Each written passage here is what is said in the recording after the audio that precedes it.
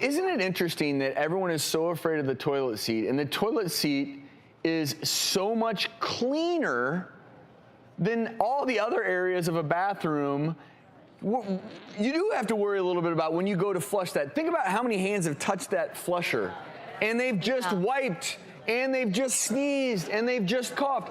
Then you go turn the faucet on. Put the hands on the counter, the doorknob. I will tell you that a very large, actually about half of women will not sit on a toilet seat in a public restroom. Yeah, they don't. So we sort of hover and we squat and we do all these things. That's a great core exercise. Yeah, exactly. It's great for your glutes. In fairness to all the women out there, I'm pretty much the same way for one reason, which is I don't care if I'm not getting sick from the toilet seat.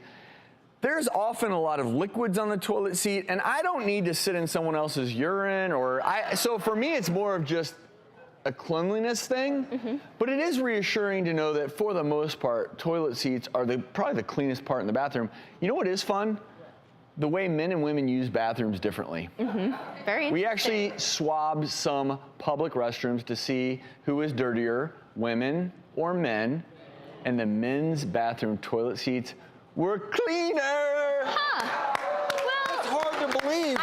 Especially since so many women avoid sitting on the toilet seat. Well, I think, though, that men have another option in many public bathrooms. It's true. So they're probably only using those stalls about half as much or less compared to women. And you want to know what else is interesting about the behaviors? You were reading about this, I'm sure. I read, yeah. So women will almost always choose the stall furthest away from the entrance because they think no one else uses it.